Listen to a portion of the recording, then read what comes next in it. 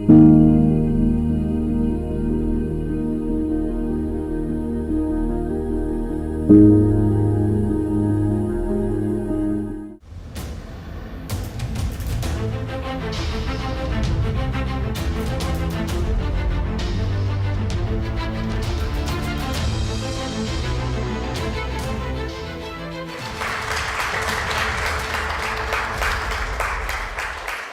to BIS Talks on Management Systems Department. A management system is a way in which an organization manages the interrelated parts of its business in order to achieve its objectives.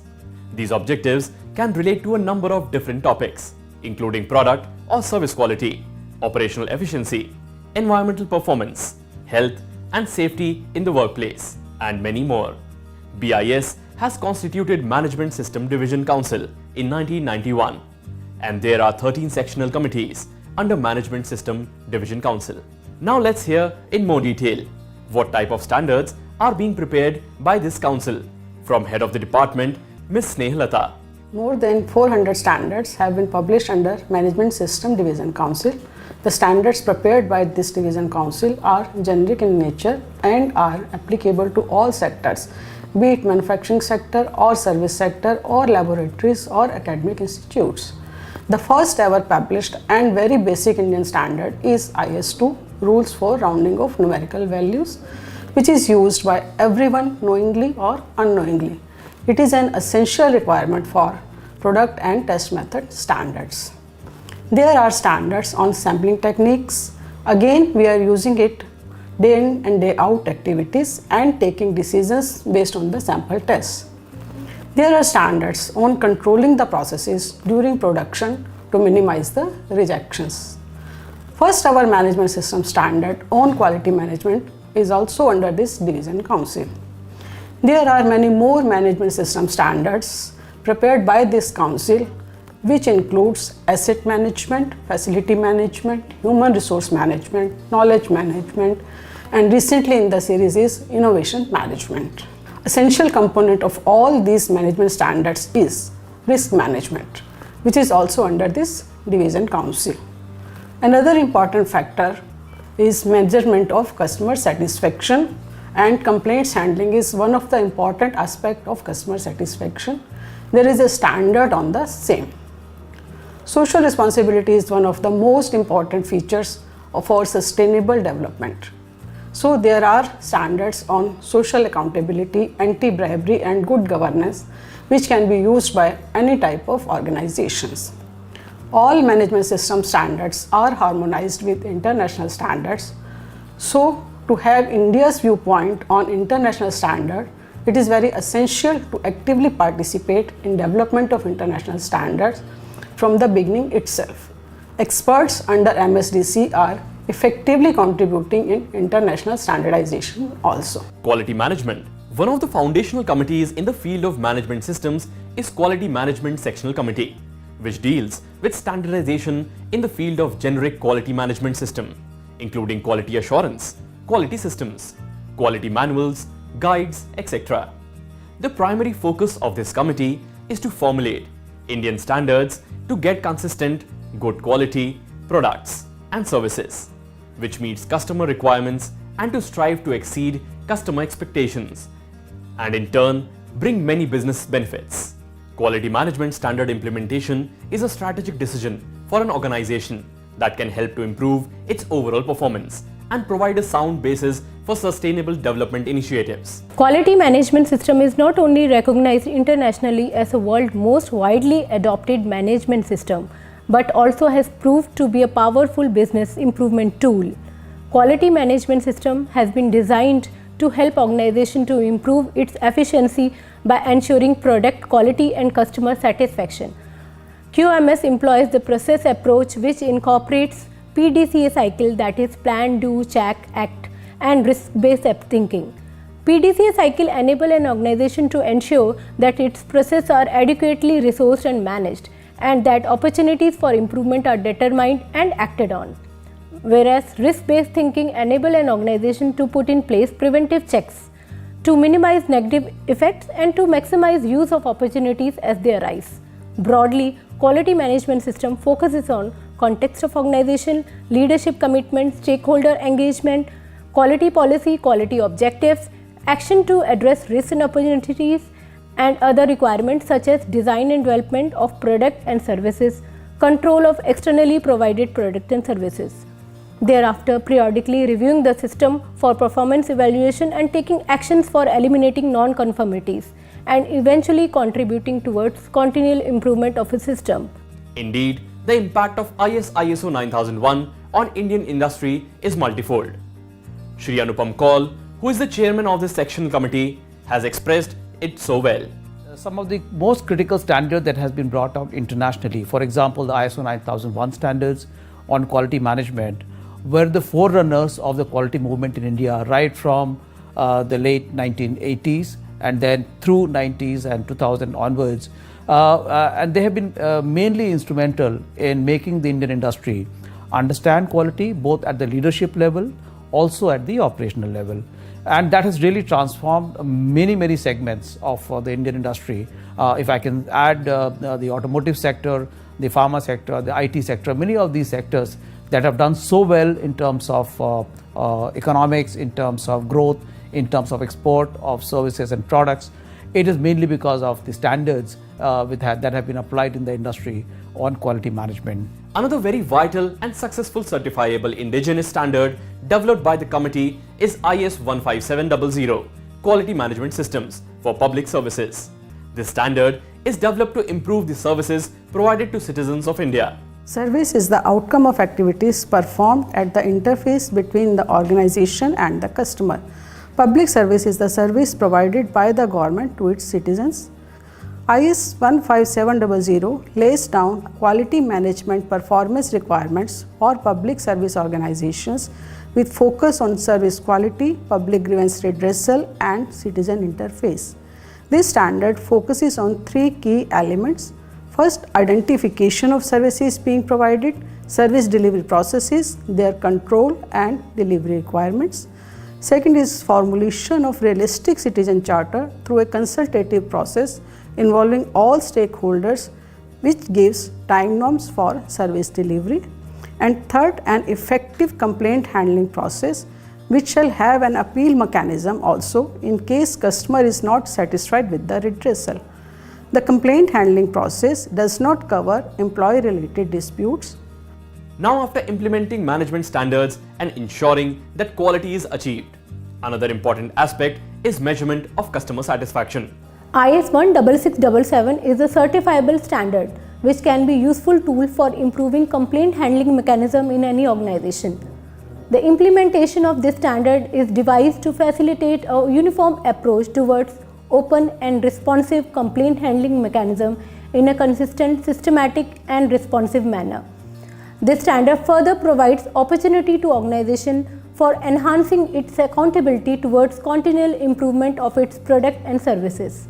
This standard defines the documentation requirement for efficient complaint handling mechanism and also delineates management responsibility for improving the effectiveness of complaint handling mechanism by way of resource allocation along with various other checks and control in form of internal audits and management review.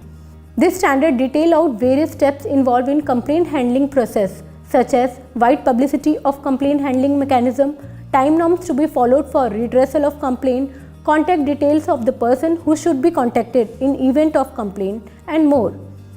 This standard outlines various steps involved in complaint handling mechanism like allocation of unique identification number to complaint, acknowledgement of complaint, investigation of complaint, due redressal of complaint based on nature, severity and outcome of investigation of complaint, communication and feedback from the complainant, appeal mechanism in case the complainant is not satisfied with the outcome of investigation, and closure of complaint. With implementation of this standard, organization can monitor and analyze the recurring complaints to eliminate underlying reasons of the complaint and can improvise their services and system towards continual improvement. Management and productivity. Every organization, irrespective of their size and capital, struggle to manage all its work. Though the focus has been shifted towards the efficient and creative workforce in every organization, but still a proper planning and implementation is the key. One of the most important standard is ISO 21502 project management. This standard is applicable to any organization, including public, private and charitable, as well as to any type of project, regardless of purpose, delivery approaches, life cycle model used, complexity, size, cost or duration. Let's hear in detail about this standard from our expert, Mr. V.D. Sonar. This newly released standard replaces its previous version ISO 21500-2012 and aims to bring more clarity on various concepts of project management, information on how the project outcome can deliver the benefits to the organizations, and considerations of the organizational context of the projects, as well as the description of additional roles and responsibility in project management. It also has some newly added concepts sections such as creating the project environment, project life cycle, decision gates and decision points, and additional project practices such as benefit management and change control. This is to reflect the current trend and practices in project management. I firmly believe that this new international standard will guide the professionals and organizations across the globe. Brands are one of the most valuable yet least understood assets. A brand identifies an entity's goods, services, or the entity's itself as distinct from what is offered by another entity. A brand can thus be connected to an entity, a product or service, line portfolios of products, a city, a region, etc. To create a brand image, there is a need to evaluate the brands. Let's hear in detail about this standard from our expert, Mr. Ved Prakash. What they think of a brand, what they liked about, and where they want improvements in brands. Such conversation insights or willing to express their perception of a brand have exponentially increased over the years. And it really helps in reshaping the brand offerings and strengthening customer engagement. Here comes the need for developing and reviewing ISO standards on brand evaluation and brand valuation. Brand evaluation that focuses on measurement of the value of a brand using relevant indicators of input, that is brand development elements and output dimensions that assess the impact of a brand on consumers.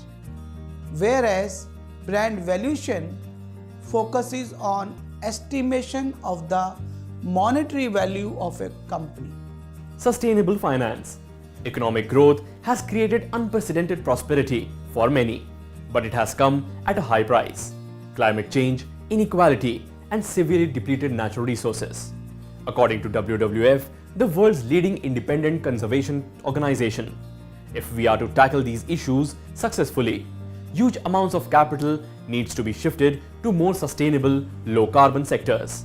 And besides this, we need to consider the integration of sustainability into financial decision-making, services and products. Technical Committee MSD 18 of BIS aims to foster a sustainable environment market through the development of new Indian standards. Our aim is to mainstream sustainable finance and to make it more accessible and more effective for the industry and investors. Let us hear some more about the future of sustainable finance from our expert from IIT Delhi, Professor Shweta Singh. The financial services sector has a critical role to play in the allocation, distribution, and investment of capital towards sustainable activities, mitigating negative impacts and risks, and at the same time, better aligning with the needs of wider stakeholders. On the demand side, asset owners, asset managers, and retail investors are increasingly looking for sustainable investment opportunities whilst avoiding risk, driven by increasing awareness and understanding of both positive and negative impacts of environmental, social, economic, and governance issues. Keeping this in view, there is a need for global standards, which provides guidance on principles, practices, and terminologies. It is intended to support financial services organizations wanting to integrate sustainability principles into their investment and management practices or to facilitate the financing and development of new asset classes. Resource management. Resource management is not a new practice. Managing resources to meet organizational or social objectives has existed since humans first began building infrastructures, whether public or private. Some of the most important standards published by BIS on resource management are: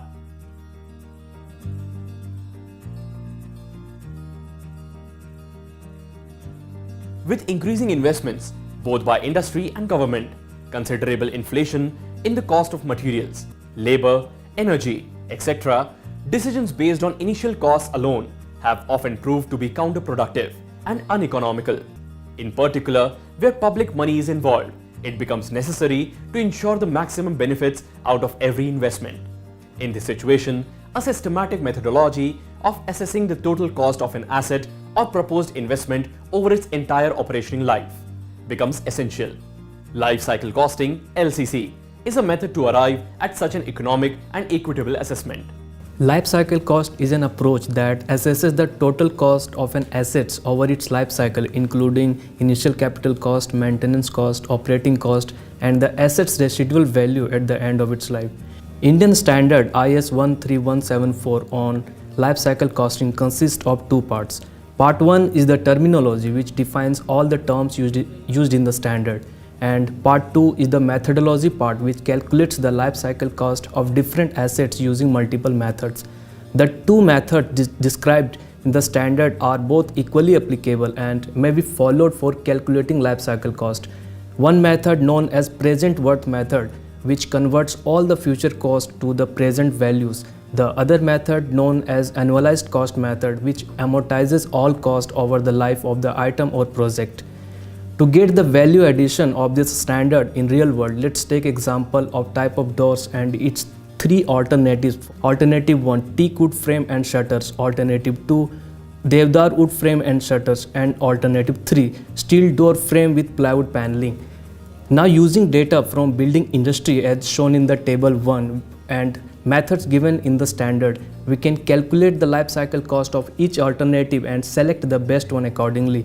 Now see the calculation table again for life cycle cost of each alternative calculated using present worth method, and we can clearly see that alternative 3, that is steel door frame with plywood paneling, is having the lowest life cycle cost. Thus it is more cost advantageous compared to the rest two alternatives.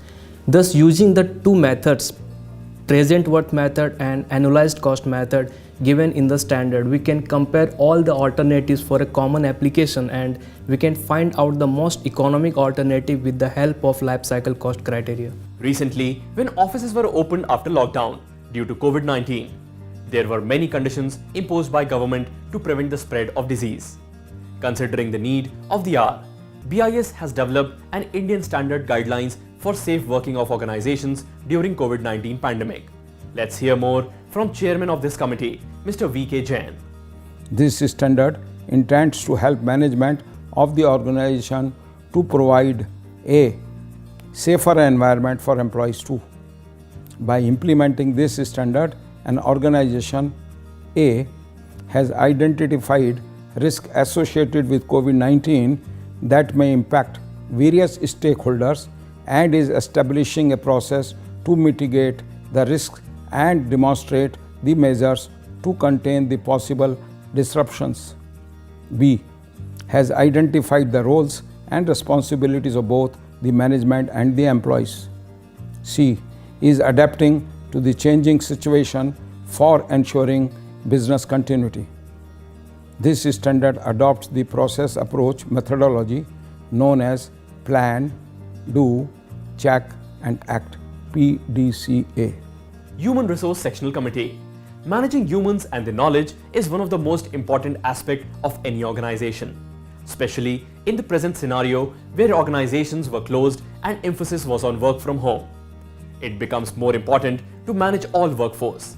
BIS has formulated many Indian standards for human resources, which aims to help HR departments improve their performance and ultimately improve the performance of the organization in which they work. Let us hear from our expert of this committee, Mr. B. Dhal. Human capital is an important differentiator for competitive advantage for all organizations. Talent acquisition and retention are key HR functions and critical for organization success. IS SIO 3045 Human Resource Management Guidelines for Recruitment explains the basic objective to help organization to focus and deliver on recruitment performance. It provides guidance on how to attract, source, assess and recruit people and focuses on key processes and practices. Social responsibility. Social responsibility is the area which is very vital for socio-economic conditions of society and sustainable development of planet. Social Responsibility Sectional Committee formulates standards in the field of social responsibility, social accountability and other social issues. One of such forerunner standards aiming to curb social evil like bribery is Anti-Bribery Management System, IS ISO 37001-2016. IS ISO 37001 is a certifiable management system standard on anti-bribery. This standard aims to prevent, detect and respond to bribery and to assist organizations to establish, implement and maintain, improve their anti-bribery measures and control to represent global anti-bribery good practices. This standard outlines various salient features for improving an efficient and effective anti-bribery management system. Firstly, the organization needs to define their context in terms of business associate and define its anti-bribery management system. Under leadership commitment, organization should define various roles, responsibility, establish its own anti-bribery policy and appoint an independent anti-bribery compliance function to oversee anti-bribery program. Most important feature of this management system is organization should plan their anti-bribery objectives and undergo regular bribery risk assessment for every activity to which organization is exposed and plan actions to address various risks which are posing more than low bribery risk. This standard also encompasses various operational controls such as due diligence, financial control, non-financial controls, anti-bribery commitment, anti-bribery controls, gift hospitality policy and managing inadequacy of checks if any, investigation of bribery cases and so on and so forth. It also outlines various internal external checks for assessing and evaluating anti-bribery performance by way of internal audit, top management review, compliance audit function and further investigating and taking suitable corrective action toward continual improvement of ABMS. Another area being focused by this committee is corporate social responsibility. Let's hear in detail from Dr. Bhaskar Chatterjee, who is steering this committee at national and international level. India is the only country in the entire world which has a legislation on corporate social responsibility. And we are the first again on the entire planet to have evolved a standard for CSR and also a certification program. We are hoping to roll this out in the very near future, and this will be another very big feather in the cap of the BIS. Indeed, this certifiable Indian standard on CSR requirement is the need of the hour. Let's know some more basic requirements of the CSR requirement. IS 26001-2020. IS 26001 is a certified standard on corporate social responsibility which is formulated in alignment with Companies Act 2013, wherein the law states that few topmost companies beyond certain criteria are mandated to contribute 2% of their average net profits toward CSR activities. However, in absence of robust CSR framework and lack of impact assessment, the main intention of legislation and the real purpose of CSR was unexploited.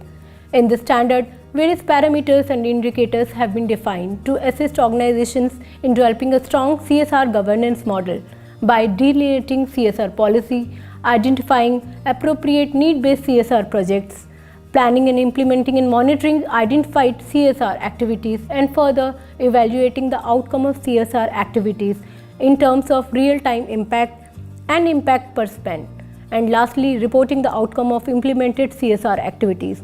This standard facilitates organization to attain star rating certification up to 5-star rating from BIS based on various measurable indicators such as number of CSR project undertaken, number of beneficiaries, amount of CSR spent, documentation and need-based CSR assessment undertaken, external evaluation of CSR alignment with SDGs, innovation and contribution towards society, and so on and so forth. As companies are extensively implementing their corporate social responsibility activities across India, there is an immediate necessity to uniformly assess their CSR performance, especially in terms of implementation, reporting and real-time impact, for which BIS has formulated series of assurance engagement standards. Let's hear from expert Shri Rajiv Devnath, who has drafted these standards. And the requirement standard addresses a quality control system which a company needs to establish before it conducts an external or an internal audit. It also speaks about the methodology of how to conduct an audit. Next is part 2. Part 2 is incidentally a guidance standard. It helps the auditor as an auditing firm to understand what could be the threats or risks which they could be subjected to when they are conducting an audit, and also facilitates the auditing firm to develop a quality control system. Part 3 is again a requirement standard. It speaks about the competence that an auditor and auditing firm should have to be able to qualify as an auditor. Such auditors and auditing firms will be empaneled by Bureau of Indian Standard and will make them eligible for conducting internal assurance or maybe external assurance engagements. Another pioneer standard formulated encompassing safeguarding interests of workers at workplace is social accountability at workplace, IS 16001 2012. Indian standard IS 16001 Social Accountability at Workplace is a certifiable standard which aims to promote workers' rights and enable organizations to sustainably implement system-based approach to promote social accountability at workplace by ensuring decent and ethical working conditions for its employees. It is based on the belief that ensuring workers' rights and well-being is not a burden for employer, but an investment in human resource that will eventually lead to healthy and sustainable workplace for all. The implementation of IS 16001 aims to promote good practices at workplace which go beyond mere legal compliance by enhancing employee satisfaction and improving working environment within its sphere of influence. This standard identifies 11 core elements such as child labor, employment freely chosen, health and safety at workplace, harassment, abuse, inhuman treatment, discrimination, employment relationship, employee welfare measures, working hours, wages and benefit, freedom of association and community engagement. These core elements are specific to Indian conditions and complement various labor laws and other applicable acts that help in securing ethical working conditions for laborers and empower them with a sustainable livelihood and employment. Statistical methods for quality and reliability. Use of statistics in business is the backbone of decision-making process. Checking the quality of output not only at the end but during process is also very important. There are standards for process control, process capability, performance evaluation of processes. For any organization, whether it's manufacturing or service, there is a need to check whether we are meeting the requirements. For verifying the requirements, it may not be always practical to check each and everything. So for assessment, there is a need to know how much to assess, where to assess, and what should be the criteria of acceptance. Answer to all these is standards on sampling plans. There are different standards for attribute and variable type of data. One of the most important standards which is in use is IS 2500.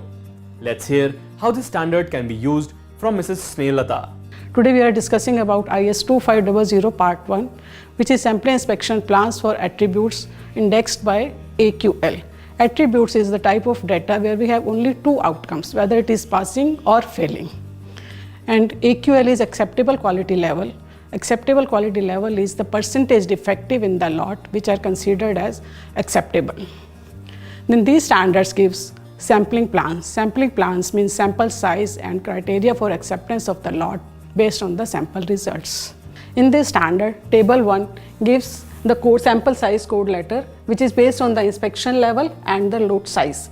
After getting that code letter, we move to table 2A or table 2B. Table 2A is for single sampling plans and table 2B is for double sampling plan.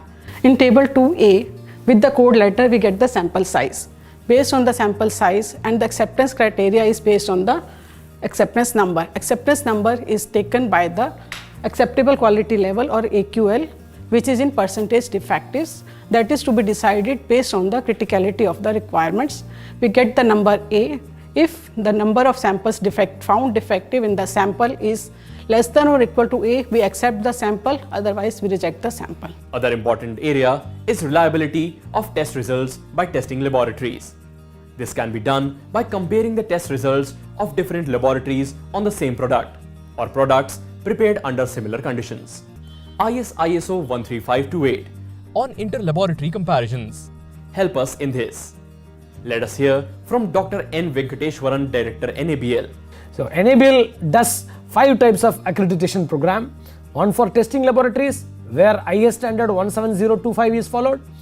Same way for calibration laboratories, same ISO, IEC 17025 standard is followed. Then medical laboratories accreditation, ISO 15189 standard is being followed. For this proficiency testing provider, where we follow the main standard ISO 17043, and this is the supplementary standard IS 13528, which is the statistical standards which gives the analysis of statistics how it has to be done by the PT providers. The statistical methods, whatever the standards are being published, like IS 13528, which is predominantly used in finding out the differences in results between the laboratories. Say for example, a laboratory gives a result. Another laboratory also tests the same sample and gives a result. Like that, many number of samples or many number of results are being given by different laboratories. Now, how will we find out what is the true value onto that? So the standard helps in preparing or finding out the differences between the labs and telling them that yes, this is the result what is correct, so that the labs improve upon based on the consensus value what is being received. Risk management, security and resilience.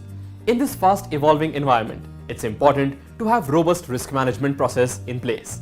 The Committee on Risk Management, Security and Resilience develops family of Indian standards in the field of risk management and security and resilience to support organizations in all their activities, including decision making, to manage and minimize the effects of accidents, disasters and pandemics in technical systems and services, as well as response and recovery from major disruptive risks.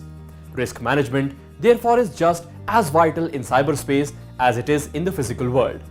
Let's hear in detail about one of vital standards, ISO 31000 on risk management from Ms. Snehalata. All organizations face internal and external factors that make it uncertain whether and when they will achieve their objectives. The effect of this uncertainty on an organization's objectives is risk. Risk could be positive or negative. ISO 31000 provides guidelines on managing risk by providing a common approach to manage any type of risk. It can be used throughout the life of the organization and can be applied to any activity. This standard provides principles, framework and processes for risk management. Principles are: risk management should be integral part of all activities of the organization, structured and comprehensive, customized based on external and internal factors, appropriately and timely involves all stakeholders, dynamic to manage changes, decisions based on best available information, human and cultural factors should be kept in mind, and continual improvement. Framework for risk management includes integration, design, implementation, evaluation, and improvement through leadership commitment. This is the only standard which says assign accountability also along with the responsibility and authority. Risk management processes involves systematic application of policies, procedures, and practices to the activities of communicating and consulting establishing the context and assessing, treating, monitoring, reviewing, recording and reporting risks. Another outcome of risk management is continuity of business and services. Various standards on business continuity ensures to safeguard this aspect in businesses. Let's hear from Mr. Vedyanathan. The solution lies in aligning with the ISO 22301, the security and the resilience business continuity management system standard that specifies to plan, establish, implement, operate, monitor, review, maintain, and continually improve a documented management system to protect against any impact by reducing the likelihood of occurrence and respond and recover from any disruptive incidents should the risk control fails. Like any other management system standard, the ISO 22301 also follows the Deming cycle of plan, do, check and act, with a special focus on risk assessment and management of resources, specifically from an availability perspective to deliver the product and services, business impact analysis to identify and prioritize the critical activities including the supply chain, having in mind the legal, regulatory and the contractual obligations, crisis and incident communications, which is very vital during emergencies, the plan for that, a strategy for that and a procedure to manage the incident and continue the operations is very vital. Documentation and information. By virtue of its power to weaken or strengthen any system, documentation becomes inevitable part of any system. Documentation and Information Sectional Committee deals with standardization of practices relating to libraries, documentation and information centers, indexing and abstracting services, bibliographic formats, conservation and preservation of print and non-print medium, archives, data processing and aspects relevant to processing and handling of documents. Let's hear how this technology can be used to convert normal books into talking books for the benefit of society at large. Indian standard approved and used by Bureau of Indian Standards in India as ISO 17316. The standard gives access to ISLI codes that can be used on any book to convert it into a talking book. When the reading device is pointed on these codes, an audio file is activated. We can listen to the corresponding text while reading, solving the problem of conflict in codes. Just like EAN codes, bar codes are issued by GS1, ISBN numbers are issued by Raja Ram Mohan Roy National Agency. It is also proven effective for specially able children, supports classroom teaching, gives equality amongst all age groups and economic status of the society. This advancement will create holistic development of books, aiming to achieve inclusive education. Apart from the already mentioned areas, management and system departments, BIS is also working in many new emerging areas. Let's hear from the head of the department. Based on present scenario and future expectations, MSDC has identified various areas for standardization. Risk management is one of the important area. Keeping in view the importance and need for risk management in every sector, BIS envisaged that there is a need to formulate standard on maturity framework for risk management, cyber resilience. BIS is also preparing a standard on cyber resilience. This is different from cyber security and will focus on management of change. Both these standards will be prepared and taken up at international level also. Conditions of labor working in the bricklayer industry.